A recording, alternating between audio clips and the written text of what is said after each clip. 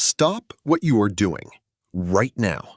If you've ever walked up to a random pup, locked eyes, extended your fist, and let them sniff your knuckles, congratulations.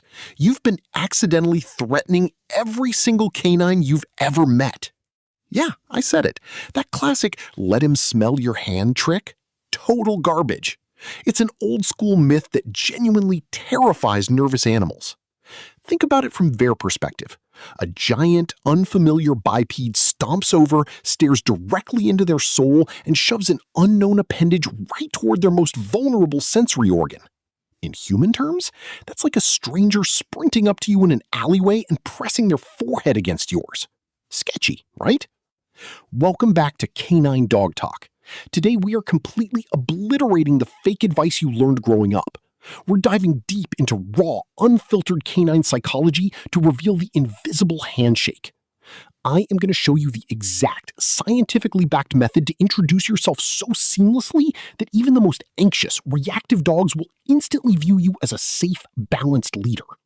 Stick around, because what you learn in the next few minutes will permanently rewire how you interact with our four-legged descendants of wolves. Let's get into the mind of the predator. All right, let's break this down into digestible facts. First up, spatial pressure. Animals communicate heavily through the manipulation of physical space. When you march straight toward a dog, you are applying intense frontal pressure. In animal behavior, direct frontal approaches are exclusively reserved for two things: challenging an opponent or hunting prey. You aren't trying to fight or eat the neighbor's labradoodle, so stop moving like a predator. Instead, employ the arc approach. When you spot a dog you want to greet, never walk in a perfectly straight line. Curve your path slightly. By approaching on an arc, you display calming signals. Thierry Rugas, a legendary behaviorist, identified these micro-movements decades ago. Curving your trajectory tells the animal's nervous system, hey, chill out. I'm just passing through, zero conflict intended.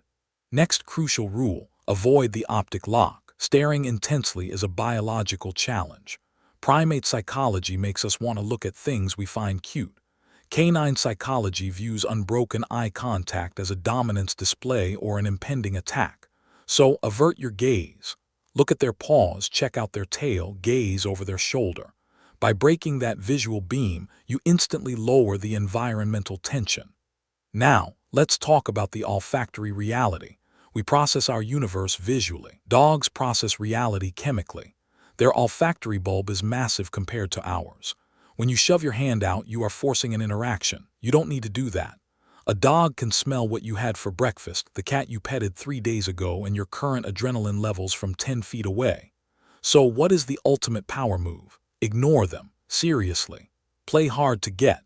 Stand casually, keep your shoulders relaxed, and entirely ignore the animal. Let the dog break the invisible barrier. When you remove all social pressure, curious canines will naturally gravitate toward you to investigate. You are allowing them to consent to the interaction on their own terms. Once they make contact, maybe a gentle nose boop against your leg, do not immediately reach over their head. Hovering your arm above their skull creates a shadow, triggering a flinch reflex hardwired to avoid aerial predators. Instead, if the owner gives permission, offer a slow, gentle scratch on the chest or the side of the neck. Underneath, never over the top. And finally, employ the 3-second rule or the consent test. Pet the dog for 3 seconds, then pull your hands away completely. Observe the body language. Did they lean in, nudge you, or paw at your leg for more? That is enthusiastic consent. Did they look away, take a step back, or shake off? That means thanks, I've had enough. Respect the boundary. When you respect their autonomy, you build immense, unbreakable trust. There it is, folks. The blueprint for perfect canine introductions.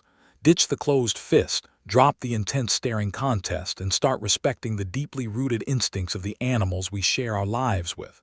If this psychological breakdown blew your mind, or if you suddenly realized you've been doing it wrong your whole life, don't sweat it.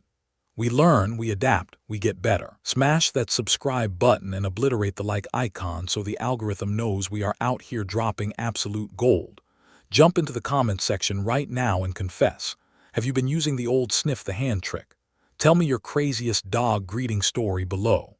Stay tuned to Canine Dog Talk for more elite behavioral secrets, and until next time, Keep your energy grounded.